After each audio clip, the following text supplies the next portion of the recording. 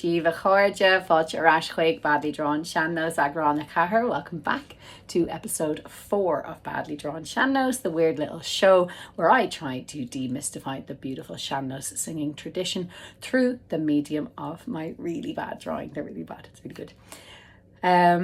Today we are doing Sadhbh Ní Bhruinealla. This is a jaunty, light-hearted jig with a chorus. It's basically the absolute opposite of everything done in the series so far.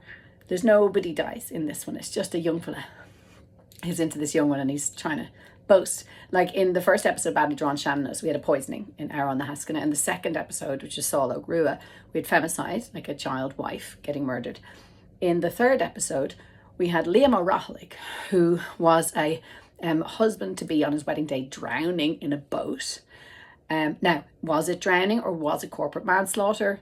We'll need to come back to this, but essentially the boat was made with crappy wood and it wasn't actually in his destiny to die, or so says his missus. So it might have been corporate manslaughter, but I'm not sure that was being diligently pursued in the late 1700s, so it mightn't have been part of the narrative. So we'll stick with drowning for that one. But there's none of that in Sadhbh Ní Bhruinealla. It's lovely, it's light, it's jaunty. It's a song from Mayo, Galway-ish, set in a place called Innisgee or Innisgee, Oscailge. And because it's a Galway Mayo song, I'm going to tell you a little story, because part of this was actually part of the this episode was made in my dad's house in East Galway. My dad's house is in a place just outside a little village called Kilconnell. There's my dad's house. That's Kilconnell. A couple of fields over, in the village of Kilconnell, was born, reared, and then reared his own family, Paddy Fahy. For those of you who don't know, Paddy Fahy is one of the most incredible composers, modern composers of Irish traditional music. He only died a couple of years ago. He was 102 and he'd written over 60 tunes or something. Half of them are called Paddy Fahy's, but you know them when you hear them. They're absolutely beautiful. And apparently he used to just walk around farming, doing his farm things, like writing tunes in his head. He never recorded. But when my parents bought the house that my dad lives in now, about 20 years ago, they had a landline, as was the style at the time, and people would ring their house in the first kind of few months that they lived there and ring and ask for Paddy Fahy. Well, we didn't know Paddy Fahy lived nearby at the time, and we also didn't know that they had the exact same phone number, bar one digit. So people would ring my dad's house with a couple of traditional music nerds as children and the parents, and people would be like, hello, I'm looking for Paddy Fahy. And be like, what? Who? Do you think Paddy Fahy lives here? Oh my God, I wish. And it turns out, we figured out what was happening with it all, but it was very mysterious and wonderful. Then we realised he only lived a few fields over, so we were just really excited to have this really random connection of a wrong phone number with Paddy Fahy. Thanks, random strangers who can't dial properly. But not only that, I have this other kind of connection with Paddy Fahy. His dad founded the Aughrim Slopes Céilí Band. These are really renowned, really amazing Céilí Band from East Galway. Aughrim is just up from Kilconnell, off the Battle of Aughrim.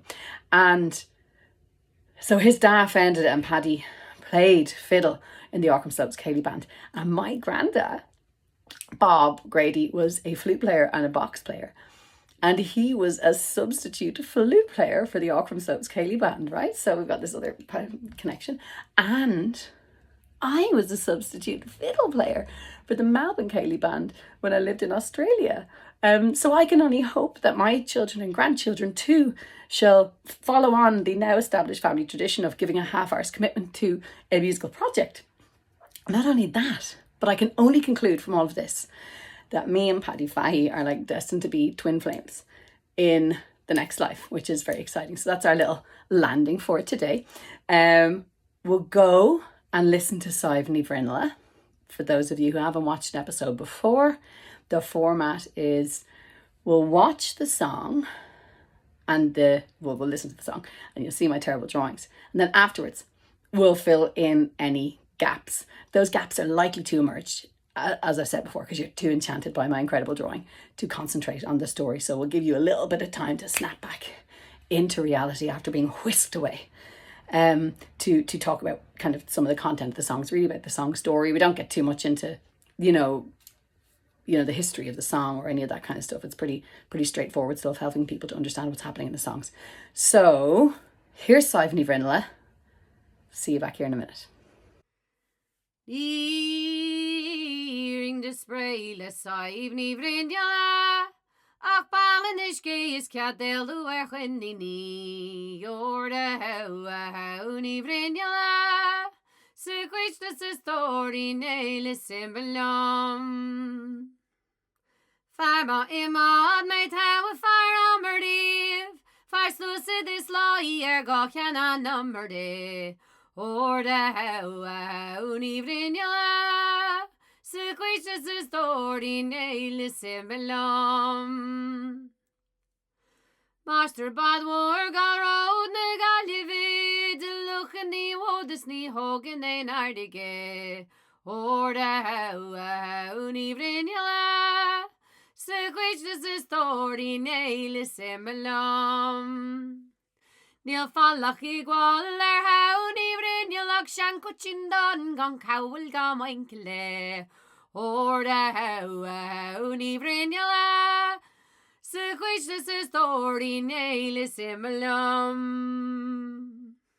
Nuair a theochas lábhra is an gaí ardaigh, ó tóirí mé saibhlum go céine gaillimhe. Or de Sadhbh Ní Bhruinealla, sucuid de sa stórín barí wagait mishigot. That was Sadhbh Ní Bhruinealla.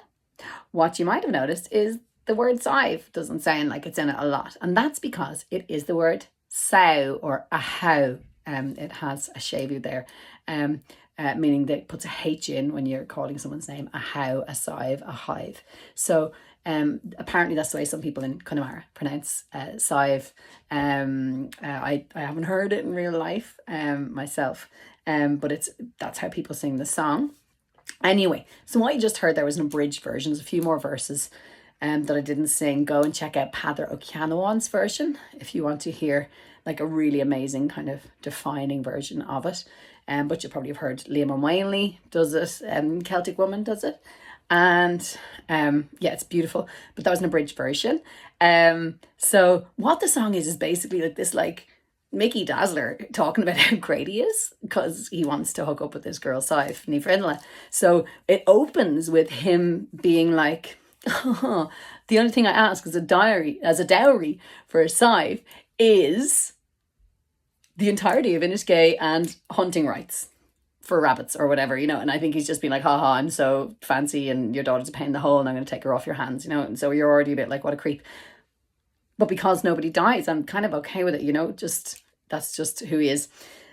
Anyway, so that's the first verse. And then in the next verse, he's like boasting about how he's like this master of like boating. He's like, I'm the best at boats. And then I'm the best at like harvesting spuds. Sluice at this loy. They're like instruments, a shovel and a lay for, taking up the spuds. Not feeding into any stereotypes there or anything. And then he goes on and he talks again about how he's Mosh or Bodwar Gal Road na Galliva. He's still great in the boats. And he can kind of bring all the turf across and he doesn't get any ocean in his boat. He says, I wet 9 sods, but I don't take on the sea. So that's obviously something cool that I don't quite understand because I'm not a fisherman in the early 1800s. Oh, that's when the song's from, by the way. Then he goes on. And actually, this is the funniest verse is the verse where he says, Níl fallach a gáil ar Sadhbh Ní Bhruinealla, ach sean chóitín don gan cawl gan moincile, which means there's nothing on her except an old brown coat without a collar or cuffs. And of course, immediately in my brain, I hear it, I'm like, for a coat and no knickers, but that's not what he's saying, but that's the kind of energy with it.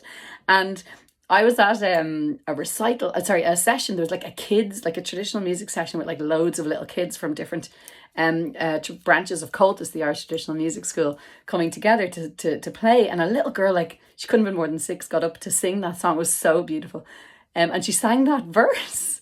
and they had replaced the lyrics with like Bhí gúna deas nua ag Sadhbh Ní Bhruinealla. Like she had a lovely new dress, so they took out the like scandalous saucy bit, which I just thought was fucking amazing.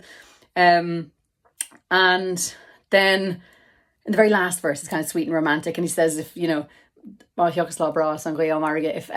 a beautiful day comes and there's wind from the sea, I'll bring Sadhbh down to Galway Quay. And that's it. And you just see him kind of loving her. So you see Sadhbh just, being the object of his affection throughout the whole song.